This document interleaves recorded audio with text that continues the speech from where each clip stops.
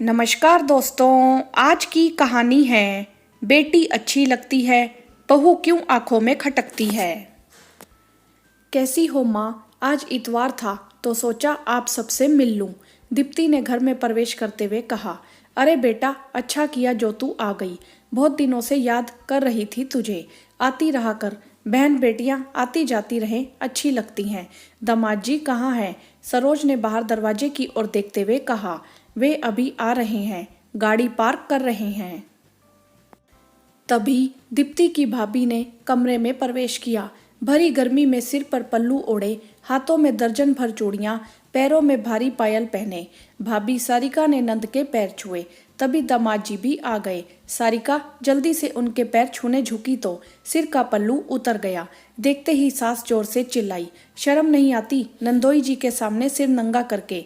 जरा भी तमीज नहीं है बहू को, कैसे रहा जाता है ससुराल में। सारिका ने जल्दी से पल्लू संभाला और चुपचाप अंदर चली गई। पूरे कमरे में सन्नाटा छा गया। अपनी माँ का यह बर्ताव देखकर दीप्ति बहुत गुस्सा हुई। यह क्या माँ, आप अभी भी वही पुरानी सोच लेकर बैठी हो। मुझे देखो, मैं भी तो ससुराल से सूट पहनकर आई हूँ, और हाँ, मेरे ससुराल में तो मैं जीन्स भी पहनती हूँ, कोई कुछ नहीं कहता। और फिर आप भी तो मेरे लिए सिर्फ जीन्स ही खरीद कर लाती थी और बड़ी खुश होती थी मुझे मॉडर्न कपड़ों में देखकर। फिर भाभी के साथ ऐसा व्यवहार क्यों? अरे चुप कर लड़की, तू इस घर की बेटी है और वह बहू है। बहू को तो थोड़ी लाज शर्म होनी चाहिए। इतने भी मॉडर्न नहीं हुए हैं हम कि संस्कारों को ही भूल जाएं।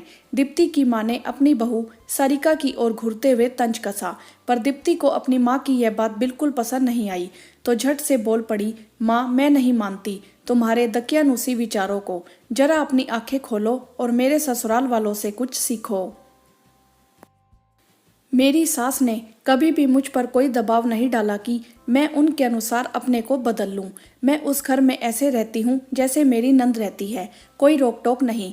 मुझे समझ नहीं आता कि आप मुझसे तो कभी यह नहीं कहती कि अपनी सास को समझाओ कि वह मुझे मॉडर्न कपड़े ना पहनने दे। फिर भाभी का अगर सिर से पल्लू भी हट जाए तो सबके सामने इतनी बेइज्जती करती हो। आखिर यह दोहरी सोच क्यों माँ? भाभी बेटी क्यों नहीं बन सकती? उसे आप क्यों एक बेटी की नज़र से नहीं देख सकती? अपनी बेटी की बात सुनकर सरोज बड़बड़ाती हुई रसोई की तरफ चल दी। सारिका की आंखें भर आई अपनी नंद की बातें सुनकर। वह दीप्ति के गले लग गई। दोस्तों, अगर हर नंद दीप्ति जैसी सोच रखे तो वह अपने मायके के रूढ़िवादी विचारों को दूर करने में अपनी अहम भागीदारी निभा सकती है। अपने मायके में चल रही गलत प्रथा के खिलाफ बेटियों को जरूर आवाज उठानी चाहिए, क्योंकि आपकी कोशिश किसी बेटी को न्याय दिला सकती है।